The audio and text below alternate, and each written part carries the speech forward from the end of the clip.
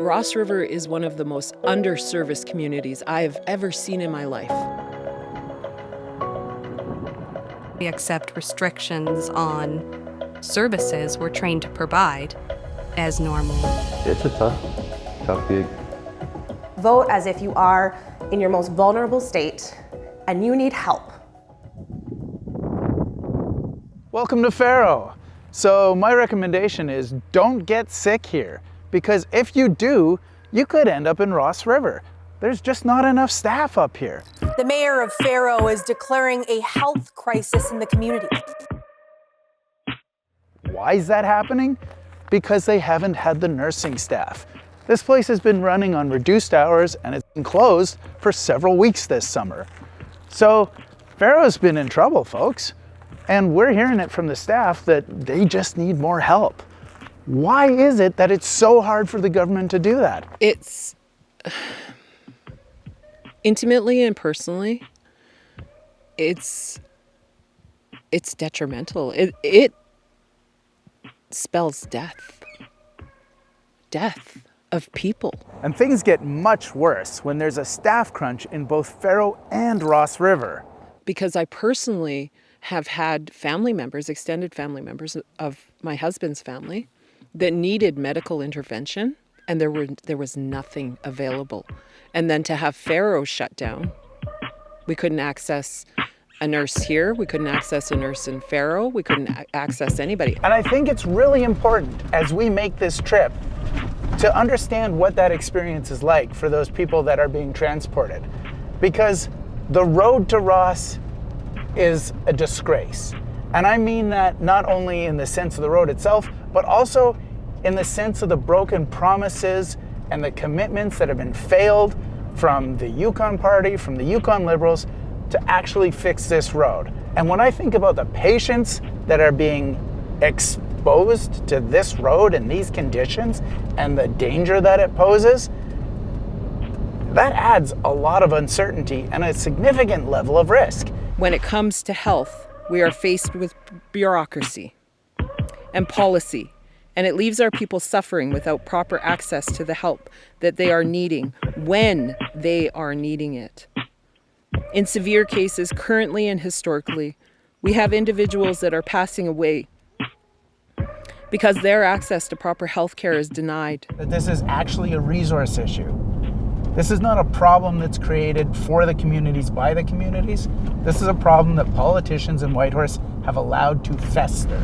I mean, it's a tough gig. You don't know what's coming through the door. You might be delivering a baby. You might be someone, with a heart attack. Somebody that's been shot, stabbed, beaten with a 2x4. So you never knew what was coming in the door. The downside of what you end up having to do with the limited resources that you're given, it's a tough gig. We noticed after COVID, a lot of nurses kind of departed from the healthcare profession and went into other stream lines of work. And I think by promoting the more staffing ratios, increasing those, providing us with better equipment, more efficient equipment so we can get our jobs done more efficiently, spend more time with the residents and patients that we went to school for to provide that care. So again, think about this for your community, think about what this means for you when you go to vote, and think about this when you have candidates come knocking on your door. Without the proper funding, we can't have adequate safety equipment. Talking about having safe vehicles for navigating our Yukon winters it can pose a challenge, and also cause some anxiety in workers as they're trying to navigate to and from places. We also heard from a worker who we're going to keep anonymous because they're worried about their job security.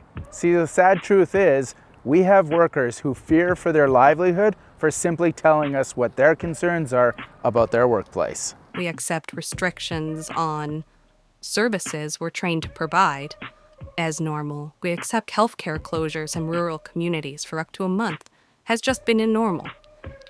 And we can't attract staff. We can't retain staff. We're always working with external contractors who aren't familiar with local needs, local procedures, even where the equipment is stored. so that while we're trying to handle bigger patient loads, we're also trying to handle a constant stream of training unfamiliar staff. Her equipment is all old and falling apart because we have accepted that procurement is ruined forever. So we can't replace then, so we're skipping periodic maintenance on critical medical equipment, presumably to save a buck.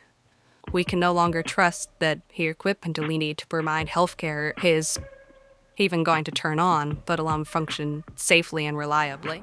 When the government makes a political decision to underfund not only healthcare services, but public services writ large, everyone suffers. Our communities suffer, our workers suffer, our seniors and elders, it's everyone. Vote as if you are in your most vulnerable state and you need help and you're asking for help and you're not able to get it because the healthcare system isn't properly funded, so you can't actually get the help that you need and that you deserve so that you can heal, you can cope, or you can even pass away with dignity.